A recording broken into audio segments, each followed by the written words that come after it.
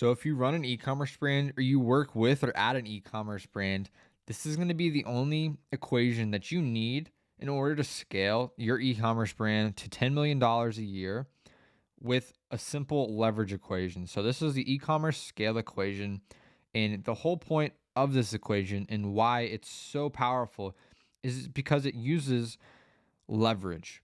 And so we're going to talk about why most brands are kind of stuck in the same mindset of how to scale their brands, why there's two other options that you can do to scale your revenue, and how email marketing plays a big role in that. So we'll talk about why email marketing is king, and we'll talk about how to kind of do some things with email marketing to leverage these three levers, how to pull both of them or pull two of the three, and sometimes even three out of the three with email marketing to increase your revenue. And so let's get into an old quote here from Archimedes about leverage. And so if you don't know who that is, he was a Greek mathematician and physicist, and he's got an illustrated, he illustrated the law of the lever with one sentence below, and we'll kind of get into that and why it's so powerful. And so he said, give me a lever long enough and a fulcrum on which to place it, and I shall move the world. Just kind of illustrating the power of proper leverage. And so how does this relate to an e-commerce brand? Well, most brands are stuck pulling only one lever to grow and scale, where that's not the most profitable, nor is that the best or fastest way to scale. There's plenty of ways to scale, but if you can pull three of these levers at the same time with your focus, you're going to be able to scale your brand a lot faster and a lot more profitably. So we have C for customers, A or AOV, so average order value, and then F for frequency, which essentially is LTV, and that equals revenue. And so what we'll do is we'll do some numbers here with a pen. And so let's say you have 10 customers and they all pay you $100 and they all buy once from you. So I actually think this should be, these shouldn't be pluses. Hold on one second. Let's do this.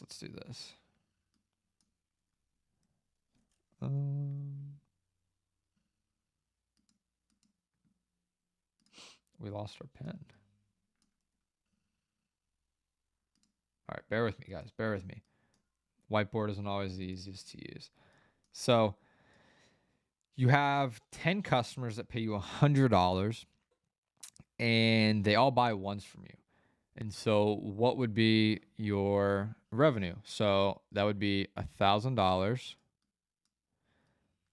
The idea here is, how do we scale as a brand? How do we double our revenue to get to $2,000? And so most brands get stuck right here, only ever pulling this lever. So how do we scale to 2,000? Well, all we need to do is get 20 customers, 10 more customers, and then we can scale to $2,000. And so let's talk about that a little bit. This lever is where most brands get stuck. Like I said, they think the only way to scale their brand is by acquiring more customers. Yet, yes, this is required. More customers is most of the time better than less, I would say all the time. But it's not the only way, nor is it the most profitable way to scale your brand. And so why is that? Well, ads cost you money. You have to scale your ad spend if you want to scale your sales. And so as you want to generate $2,000, well, in most cases, let's say you're out of that $1,000. I know these are small numbers, guys, but easy math on a video like this. Not good at mental math, so I don't want to embarrass myself here. If you're spending, let's just say you spent $500 to get that $1,000 at a 2x ROAS. You need to spend $1,000 to get $2,000 with the same metrics there. And so you have to scale your ad spend with your ads if you want to scale your sales. Zuckerberg controls your ad accounts as well as constantly raising the prices of your CPA. He doesn't really necessarily play the most fair game there, but he's in control. It is what it is. It's his platform. If we had a platform like his, we'd probably do the same thing. And as more competition gets on there, it's going to cost you more money to play the game. you aren't always profitable on the customer's first purchase. The best brands are actually willing to break even or lose money here. And we'll kind of talk about how they're able to do that and how they're able to still generate massive amounts of revenue and profit, even though they're not profitable on the first purchase. And these leads you're selling to are mainly cold traffic. They're cold audiences from ads, which means that they are a little harder to sell compared to someone who knows, likes, and trusts your brand already. But this is where most brands think they have to be to scale their revenue. And so what's interesting is there's two other ways to scale. And so let's say, for example, we do some of these things. And so we'll talk about these, and then we'll show the math. And so this lever, average order value, is focused on increasing the revenue per customer order. So focusing on this, it doesn't require more ad spend or more monthly customers to see an increase in your monthly sales. So if you were able to get these people to spend not $100, but $130 with you, you would be making much more revenue or much more profit with likely the same ad spend and not having to acquire more customers. So that'll increase your monthly sales without doing two of those things. This will also make your ads more profitable because your margins are higher. Although it's not the goal, this also allows you to be able to spend more money to acquire a customer if each one was worth X amount of dollars or more to you. So if you were spending $50 to get one of these customers that spend $100 with you at a 2x ROAS, how much more comfortable would you be with your ads and testing new creatives if you know that you could spend $50, but they would spend $130 with you? So your margins would go up, and that would make life on the ad side of things a whole lot easier. And so therefore, you can afford to spend more than your competition to acquire a customer. If you're able to, you're on an advantage here. And so the goal through this is to increase your profitability per order, giving you more cash flow for inventory, more cash flow for marketing, for testing ads, for team members, etc. And so this is all done without having to increase your ad spend and increase the amount of customers that you're bringing in the door. And then, of course, everybody knows this one, but not a lot of people know how to do it successfully. And I see most brands still don't focus on it, even though they know how important it is. They think, let's just spend some more money on ads and that'll fix the rest of the problem. But as you scale, the problem's only going to get bigger. And the leverage you get from working on these two levers here is going to be a lot greater. And so let's kind of get into the frequency LTV lever here. It's all about how often can you get your customers to come back and buy from you again. So the more money someone spends on average with your brand, the more you can spend to acquire a new customer. The same thing goes for the equation we had earlier. If you had 10 customers, but you know that each one of them bought 2 times, and so they would spend $200 with you over the course of their life, you would be able to spend maybe even $75 to $100 to acquire that first customer, knowing that a big portion of them buy twice. And so how much would you be willing to spend to get a customer if you knew they bought your products at least 4 times on average? Probably a lot more, maybe even 4 times what you're spending right now. And that goes to show the advantage of having a brand and a product or product line that allows you to increase the frequency at which they purchase. So increase that customer LTV. So imagine how much more profit you'd also have, how much more profit you'd make per order if you weren't spending ads to acquire every purchase. So what I mean there is, if someone were to buy 2 times from you, but the second time wasn't through ads, it was just because they knew, like, and trusted you, and maybe it was through something like an email, which is virtually free, then you wouldn't spend that $50 to get that $100 AOV. You'd spend $0 or $3 maybe to acquire that second purchase at $200. At $100. And typically that second purchase is a higher AOV than that first purchase. So let's just call it $100 for easy math. You'd get $97 in profit minus your COGS, versus getting $50 in profit minus your COGS on that first purchase. And so this makes converting a one-time buyer into a 2-time or more buyer high ROI. And so let's do a math equation here with these numbers, but a bit different. So let's kind of let's do it in a different color so we can see it. Let's say you increase all of these metrics here by 30%, not 33%. Let's just go 30% instead of the other equation of doubling this. So doubling your ad spend to make this 20, which would make this, $2,000. Let's kind of see how we can get to 2,000 and double without having to spend more on ads. So let's say instead of doubling, we just spend 30% more on ads. So let's say we have 13 customers. Let's say they spend $130 with us. And let's say they buy 1.3 times. So if we do the math, and I don't need a calculator for this, normally would, but I've done this so many times that I know the number.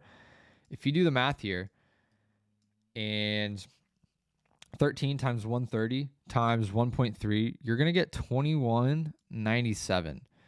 And so we've more than doubled our revenue without doubling the amount of customers we get and only increasing our average order value, our frequency, and the customers by 30%. So that is a lot more profit across the board, as well as more revenue, more than doubled. And so it's a more efficient way than to just double your ad spend to acquire more customers as far as leverage here on scale. And so we'll keep those numbers there.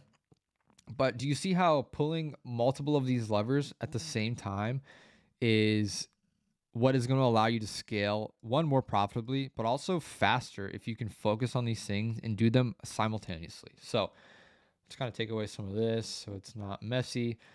So why is email marketing king? Well, email marketing allows you to pull these two levers right here and increase your AOV and your frequency, your LTV of your customers, which in turn allows you to spend more money on customers because you're more profitable and you have more profit on the back end. So you're able to spend more and spend more on your ads, as well as spend more per ad to acquire a customer than you otherwise would if you weren't pulling these levers here. And so email marketing helps with these, as well as if you're not doing email marketing, it's really going to help with this one as well. And we'll kind of get into that in a second. So why is email marketing king? Let's talk about how it affects your average order value. And so your average order value can be improved with email marketing through a couple different things. And so some ways to improve your average order value in general is these 6 things right here. So you have product bundles. So if someone is to, purchase a bundle that might be, $70 of value, but they're getting it for $60 rather than purchasing one of the 3 products for $20 or $30, bundles are a great way to increase your average order value per order, your average value per order, your AOV. Getting a little tongue twisted there. Do some volume-based discounts, aka bulk. We have a client in the CPG space who, if you spend $400, you get a special discount, which is I want to say it's 5 or 10%. Can't remember off the top of my head, but or no, it's $50. It's $50. And so if you spend $400, you get $50 off, and that keeps their average order value at $350 or $364 or something like that, versus before they didn't have that, they were getting an average order value of roughly $112. Oop, that's not the eraser. And so having some value-based discounts, increasing your average order value to give those discounts is a great way to increase your AOV. Free shipping threshold. If they spend more money with you, they get free shipping. That's a great way to do it. Free gift with purchase threshold. So if you buy 2 or 3 products, you get a free gift, rather than if you buy 1 product, you don't get the gift. You add to order cross sells and add to order upsells. So as soon as someone purchases, if you have the logistical capabilities to say, hey, if you add another product to your order, we'll be able to ship it out in the same box and you'll get the same shipping time and you get a slight discount. That will increase your average order value. From the back end, it's going to look like 2 orders, I guess, but you can figure out a way around that, and it increases your your average order value essentially, because you're not having to spend more ad spend to get this second upsell or cross sell, and it's immediate.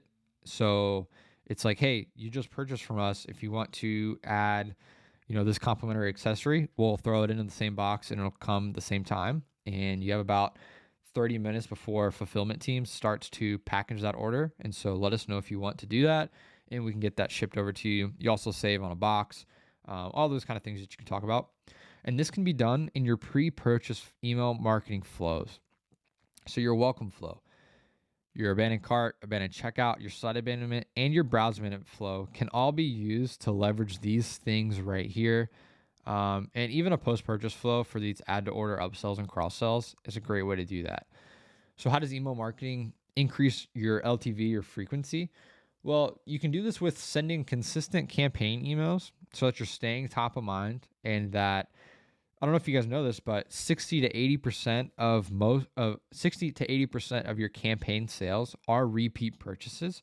And that's why sending to your email list 2, 3, 4, 5 times a week is a great way to stay top of mind, but also to increase your customer LTV and the frequency at which they purchase. Strong post-purchase experience. If they have no buyer's remorse, if you answer all their questions, if you help them get the most out of their product through a great post-purchase experience, if they're educated, if you continue to answer frequently asked questions, they're going to be really happy that they bought your product, and they're probably going to buy again. Win back relapsed customers. Win back lapsed customers is what that should say. People who are, they purchased 90 days ago and they haven't purchased or been active on site since, you need to reactivate those customers. And if you can get them to purchase through, a win back flow or something like that, that is an ad free and like an ad spend free purchase. So you get more profit there. And you can also offer a pretty hefty discount here, because if you don't win them back, then you're going to suppress them in your Klaviyo anyway, and they probably aren't going to purchase ever again. So you are incentivized to get them to purchase, because they are basically a customer walking out of the door to never look back again. Incentivize repeat purchases through loyalty programs or like tiered structures. Like if you go to your local ice cream shop, if you go 10 times, on your 11th time, you get a free ice cream cone. So you need to do some sort of gamified tier program within your brand so that you incentivize purchases, as well as a loyalty program.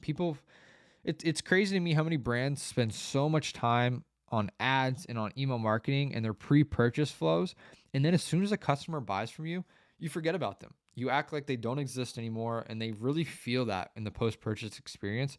If they're used to getting all these emails, all these ads, you're talking to them, and then they buy, and then they don't hear from you again. So that's a poor post-purchase experience.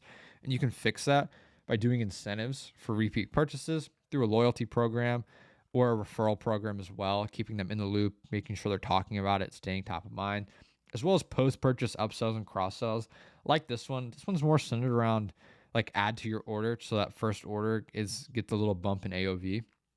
This one's more so centered around selling other products that they might like, personalized recommendations, or complementary products through cross-sells and upsells. And this can all be done in your post-purchase flows. Your post-purchase thank you, your post-purchase upsell cross-sell flow, your VIP flow, your replenishment reminder flows, your loyalty program flows. These are all things that can be accomplished through your email marketing flows on the back end once someone's purchased from you. And then how does this actually pull the third lever that most people don't talk about? So we know that we can pull AOV. We know that we can pull frequency. But how is that pulling the revenue lever? So email marketing should be bringing in at least 35% of your monthly revenue or more. For some brands, it's more. For some brands, they might be capped out at 20% because they're not a brand that has LTV or higher AOV potential. You maybe need to develop some products to kind of boost those things, so you're kind of capped with what you can do. But for the most part, 35% plus, really hitting that 40% mark is the goal with email marketing. And email marketing also increases your LTV and lowers your CAC. So that ratio gets better once you increase your LTV or your AOV on that first purchase. So it allows you to have a better CAC ratio, which in turn helps you become more profitable. And so like the email marketing revenue, just not having it versus having it is an extra 35% in revenue. So you have higher margins than revenue from ads because it's virtually free to do. And so we'll kind of get into that last part. And a proper welcome flow will also help lower your CAC or your CPA, because the ad traffic that you're pushing to your site, if they don't convert, like I always say this, if you're in the top 10% of Shopify stores for conversion rates, you convert at like 5.26%, which is great. But like what happens to the other 94.8% of people that hit your site? Well, if you capture them with an email pop-up and get 8 to 12% of those people converting into your email list, and then let's say you have your welcome flow and 15% of those people purchase in the first welcome flow alone, just the first welcome email, I'm sorry, then you're lowering your CPA because you're converting more people with that same ad spend that you spent getting them to the site. And so ideally your full welcome flow converts more than just 15%, but you get the point there. So you are converting more of your site traffic, so you convert more of the traffic. You are converting more of your site traffic, so you can convert more of the traffic, which helps scale your brand more profitably. So you have more margins with email marketing. You're more profit with email marketing, same thing there, but you're able to lower that LTV to CAC ratio, and you're converting more people. That is why email marketing helps you scale your brand more profitably. And so with this,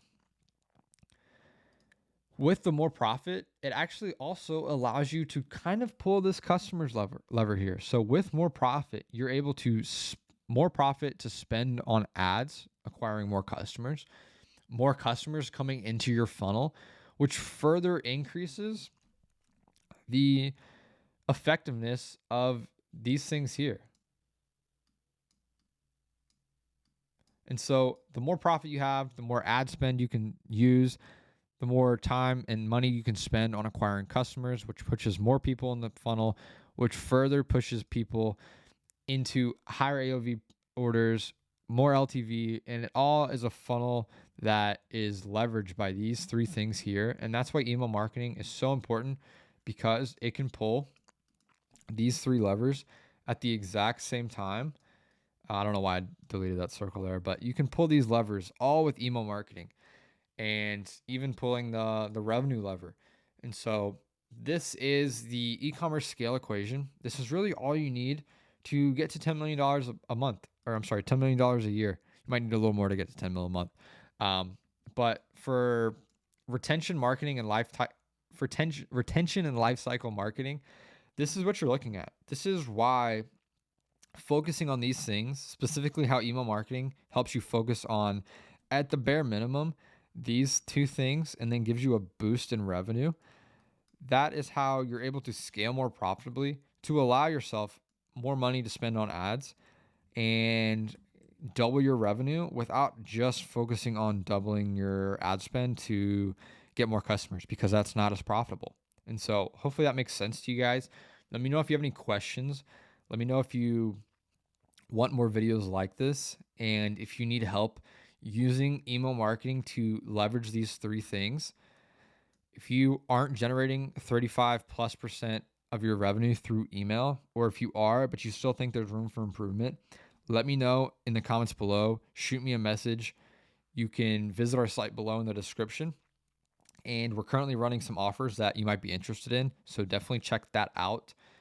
And let me know if you want more videos, specifically on like the broader process of like scaling an e-commerce brand with email marketing, and like what else you can do with that, why it's important for retention and lifecycle marketing, why email and SMS is important for those two things, and how powerful it is.